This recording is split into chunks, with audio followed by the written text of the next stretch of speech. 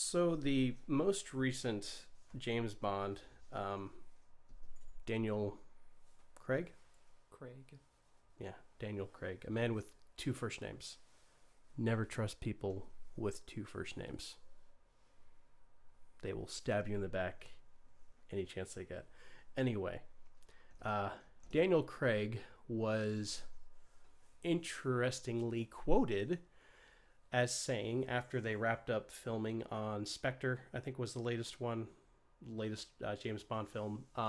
After they finished wrapping, he was asked if he'd be interested in doing another Bond film, to which he responded with, "I'd rather slash my wrists." We'll get into that later. But the point of this article that has come out, he has actually said that yes, he would be willing to continue to be Bond.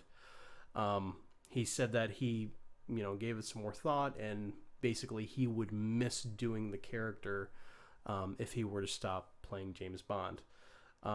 Oddly enough, there's been rumors about talks with Tom Hiddleston of being the next James Bond, and in case you're not aware, Tom Hiddleston played Loki in the Marvel movies.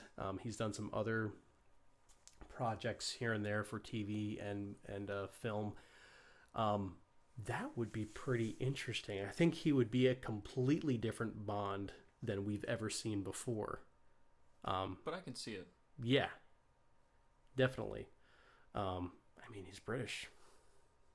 And Loki's already kind of like a sneaky character, kind of hiding in the shadows. So Yeah. kind of. And he's got that smooth, dapper attitude. Yeah, kind of what you'd see in a spy. Yeah, definitely.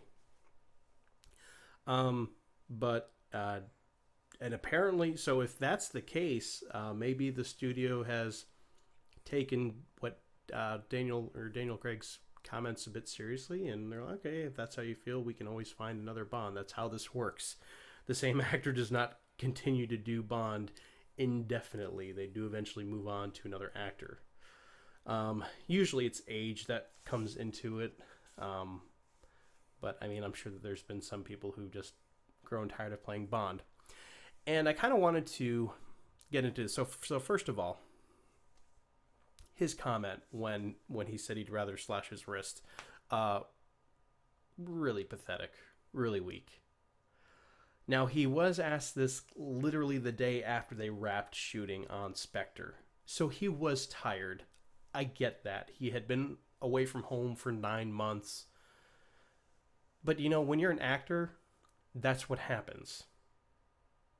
You commit to these roles. I know that his name's escaping me right now, but the Hutchison, is it Hutchison? No, it's not Hutchison. The guy who plays Thor, Chris Hemsworth. He has said that he doesn't like the diet that he has to stay on and the exercise program that he has to do to stay in shape. And I understand that to a point. But, when you are cast to play an iconic character, yes, I know it takes sacrifice. Yes, I know that it's not all that it may seem to be. But you are playing one of the most recognizable fictional characters in existence. James Bond, we're talking the longest running film franchise in history. I don't see how you top that in your career, Daniel. It's like, if it were me, I would play the role as long as I could. I would actually watch that movie then. What? If you played James Bond. I've never seen a James Bond movie before in my life. That would be the one I watched. I'd really have to master an English accent, wouldn't I? And get in shape. I am out of shape. I just... So you haven't seen a single Bond film? Never seen a single Bond film. I've seen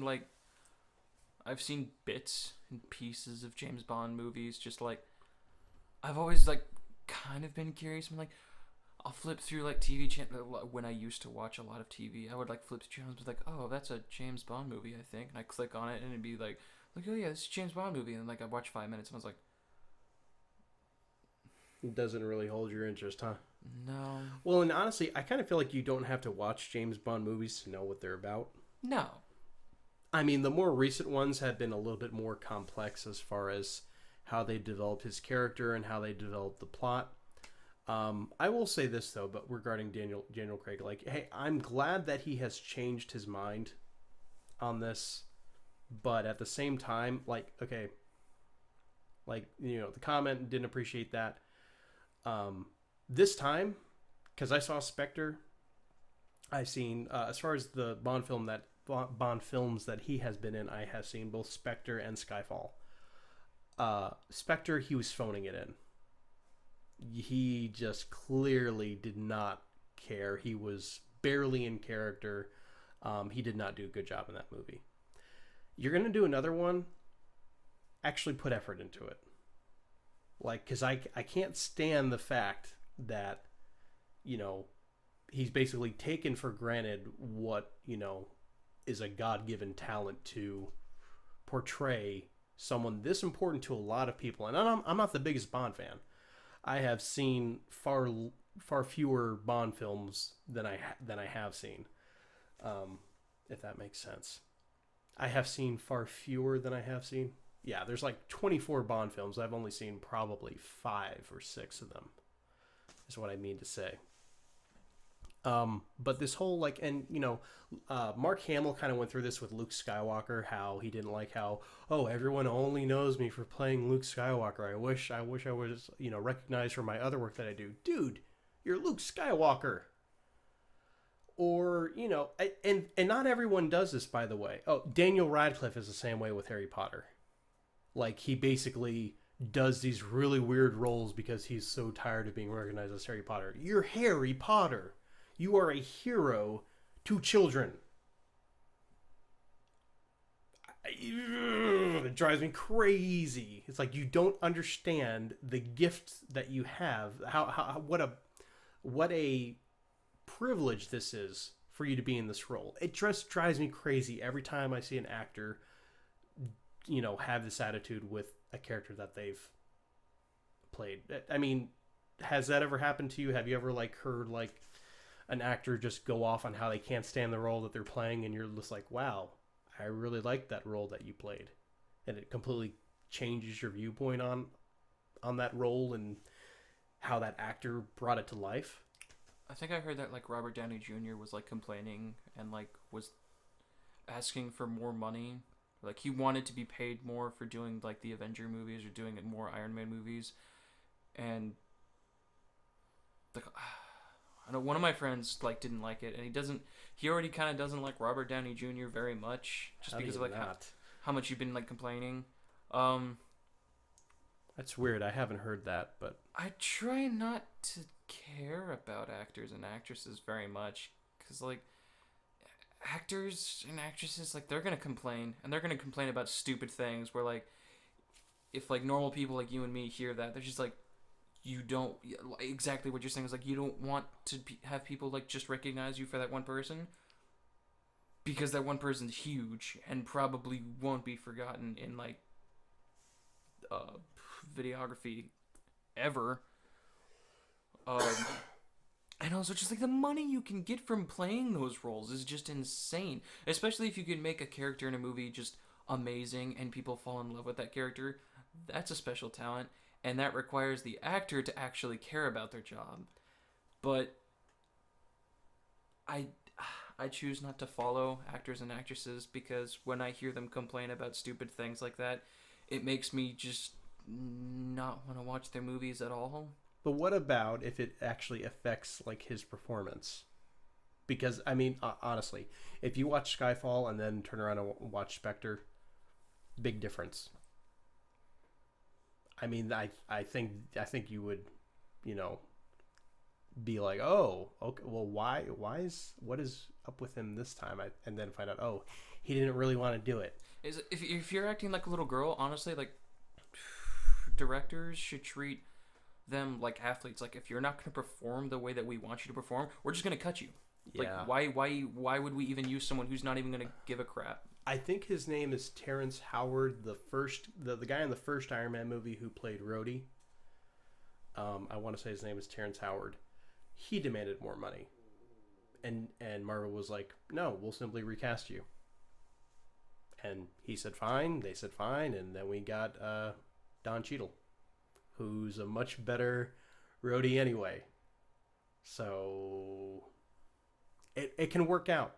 Like I feel like if you do, if you're not, grateful for the millions of dollars, Millions of dollars. the millions of dollars you're being paid. I don't know if anyone would be okay with having millions of dollars. The millions of dollars. Except China. Because they need it. Ow. They have a lot of guys. China's a sausage fest. There's a reason for that. Yeah. But and anyway. they're just now starting to realize that, but that's boy. a different topic entirely. We messed up here. But I just, I can't, and I'm really happy when people who, like, you know me, I'm a big fan of voice actors. I love spotting voices and saying like, oh, that's so-and-so, that did this, and that's a lot of fun. That adds a whole new layer to watching the shows that I enjoy.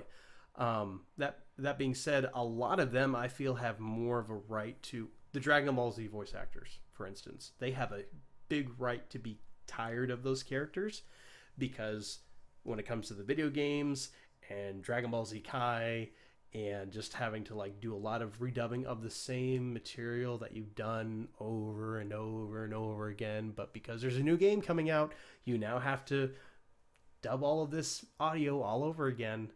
I can see that being tired, but they never have that attitude.